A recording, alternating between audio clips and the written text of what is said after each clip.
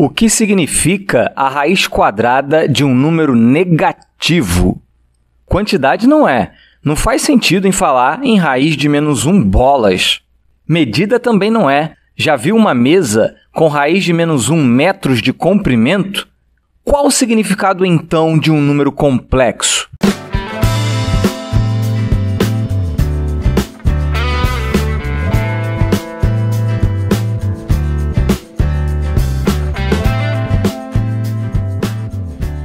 E aí, tudo certo? Eu sou o Thiago Reis, professor de matemática, e nesse Team Math a gente vai falar sobre uma interpretação geométrica dos números complexos. O conjunto dos números complexos é o conjunto dos números da forma A mais BI, onde A e B são números reais e I é a raiz quadrada de -1. No InMath 149, a gente viu que uma definição dos números complexos a partir dos reais é a seguinte: C é o conjunto de todos os pares ordenados de números reais munido das operações de adição e multiplicação. A soma entre o par AB e XY é igual ao par A mais X, B mais Y. E o produto entre o par AB e XY é o par AX menos BY, AY mais BX. O número I é o par 0, 1. E cada par da forma C0 é o próprio número real C. Tá, mas de onde veio isso? A gente se questionou por que definir número complexo como par ordenado de números reais. Por que a multiplicação é dada desta forma? Por que desse jeito existe a raiz quadrada de -1? O que motiva, o que inspira definir números complexos dessa forma? Agora a gente vai responder essas perguntas. A gente se coloca na posição de quem sabe que quer construir um número que chamaremos de I, que elevado ao quadrado dá -1. A gente não tem ainda o conjunto dos números complexos, ou o número I, mas a gente tem uma maquete do que a gente quer.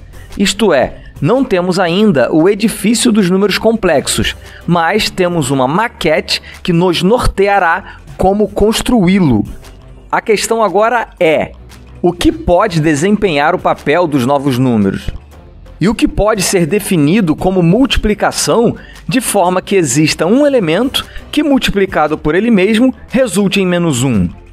A gente já sabe que a multiplicação usual dos números reais não é suficiente, pois qualquer número real multiplicado por ele mesmo dá um resultado não negativo. Portanto, a gente precisa ampliar o nosso leque de opções, a gente precisa ampliar o nosso universo de atuação. Uma interpretação possível dos números reais é a percepção geométrica de cada número real como um vetor na reta. A adição entre números reais é interpretada como uma translação de vetores e a multiplicação como uma homotetia, isto é, uma ampliação do comprimento se o número que multiplica é maior do que 1 ou uma redução do comprimento se o número que multiplica é menor do que 1. Além disso, há uma inversão do sentido do vetor caso o número que multiplica seja negativo, e há a manutenção do sentido caso o número que multiplica seja positivo, é claro. Como a gente disse, a reta e a multiplicação como homotetia não permitem que algum número elevado ao quadrado resulte em -1. A gente precisa de um espaço maior. O caminho natural ao sair da reta é ir ao plano. Seguindo ainda a ideia de números como vetores, a gente se pergunta: que transformação vetorial no plano pode ser interpretada como multiplicação a fim de obtermos um objeto para chamar de I, tal que I ao quadrado é igual a -1? Bom, I ao quadrado é I vezes I. Mantendo o número 1 como neutro multiplicativo no novo conjunto numérico, a equação anterior é equivalente a 1 vezes I igual a -1.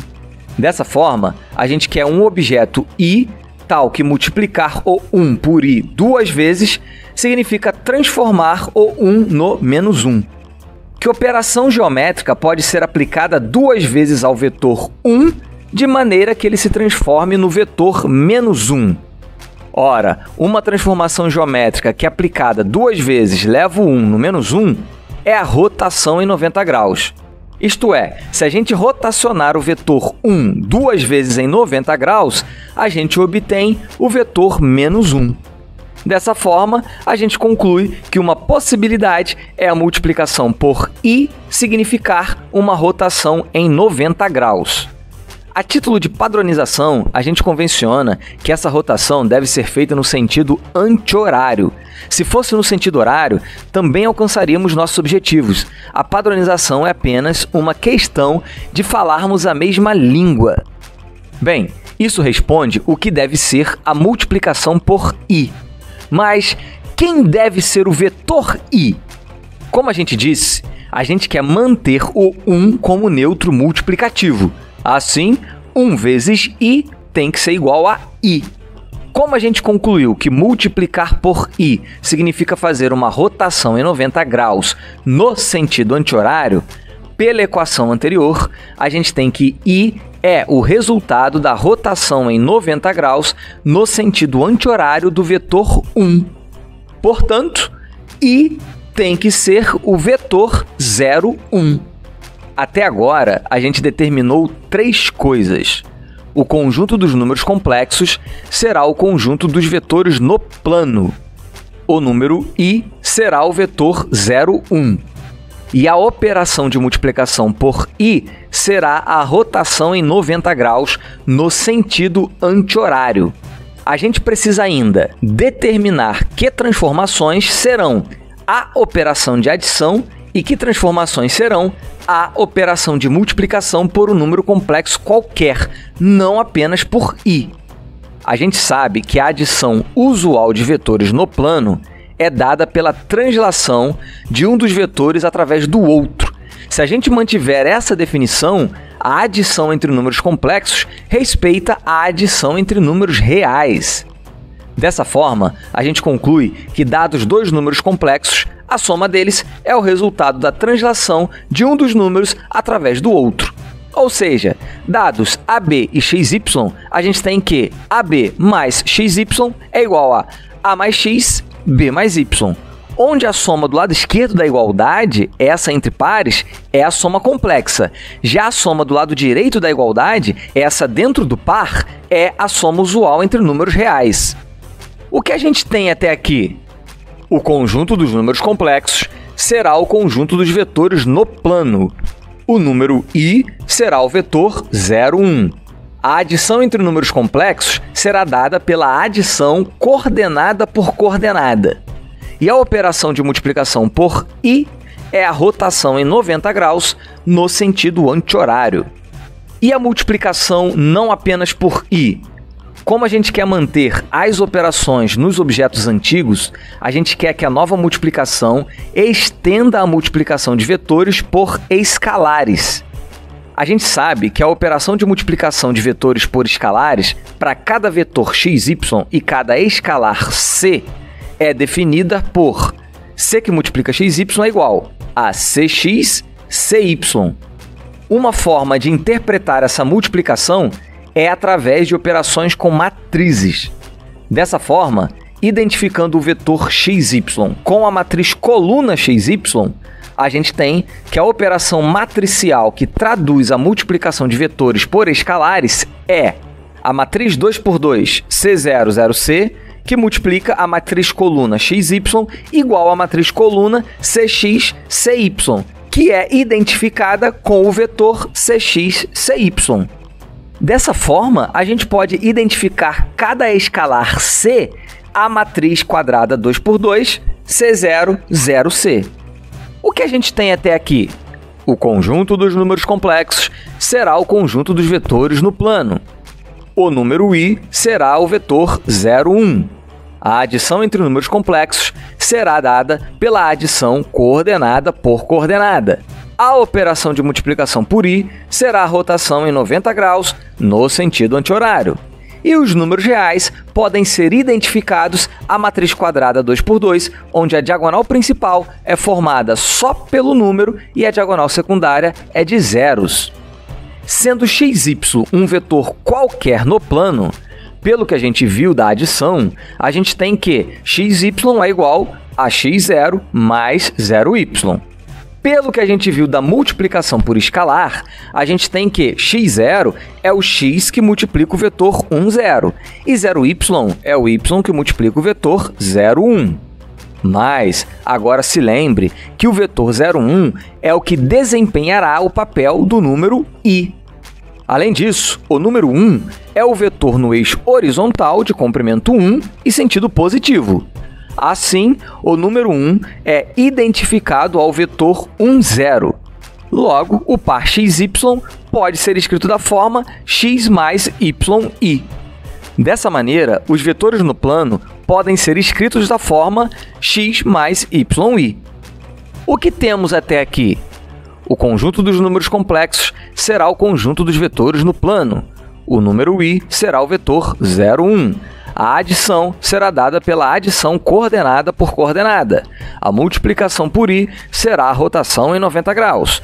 Os números reais podem ser identificados a matriz 2×2, onde a diagonal principal é formada só pelo número e a diagonal secundária é de zeros. E todos os vetores no plano podem ser escritos na forma x mais yi. Agora, a gente vai descobrir qual matriz pode ser identificada com a multiplicação por i. Ora, a gente viu que a multiplicação por i será a rotação em 90 graus. Mas, da geometria analítica, a gente sabe que a matriz de rotação por um ângulo θ é dada por cosseno θ menos seno θ, seno θ cosseno θ. Como cosseno de 90 graus é igual a 0 e seno de 90 graus é igual a 1, a gente tem que a matriz de rotação por 90 graus é 0 menos 1, 1, 0. Portanto, a multiplicação por i tem que ser identificada a matriz 0 menos 1, 1, 0. Uma observação é que quando a gente multiplica a matriz 0 menos 1, 1, 0 por ela mesma, a gente obtém a matriz menos 1, 0, 0 menos 1. Confere aí a conta de multiplicação entre matrizes. Mas você se lembra que para qualquer escalar C, a matriz C0, 0C é identificada ao número C? Então, a matriz menos 1, 0, 0, menos 1 é identificada ao escalar menos 1. Observe que isso é condizente com a equação i ao quadrado igual a menos 1. Observe também que o número 1 é o vetor 1, 0, que é a matriz coluna 1, 0. O i é a matriz 0 menos 1, 1, 0. Multiplicando a matriz 0 menos 1, 1, 0 pela matriz coluna 1, 0, a gente tem a matriz coluna 0, 1. Dá uma conferida aí na conta de multiplicação entre matrizes, que é identificada ao vetor 0, 1. O que é condizente com o fato do vetor 0, 1 ser o número i. Pode ser confuso num primeiro momento. Um número é um vetor, é uma matriz coluna, é uma matriz quadrada. Mas essa é uma das belezas da matemática. A estrutura aritmética dos números, dos vetores e das matrizes concordam uma com a outra. Por isso, do ponto de vista aritmético, não há distinção entre número, vetor ou matriz. Do ponto de vista aritmético, eles são o mesmo objeto, apenas com formas diferentes de se apresentar, assim como uma pessoa que pode ir ao trabalho cada dia com uma roupa diferente. O que temos até aqui? O conjunto dos números complexos será o conjunto dos vetores no plano. O número i será o vetor 0, 1. A adição será dada pela adição coordenada por coordenada. A operação de multiplicação por i será a rotação em 90 graus. Todos os vetores no plano podem ser escritos na forma x mais yi. Os números reais podem ser identificados a matriz 2×2, onde a diagonal principal é formada só pelo número e a diagonal secundária de zeros.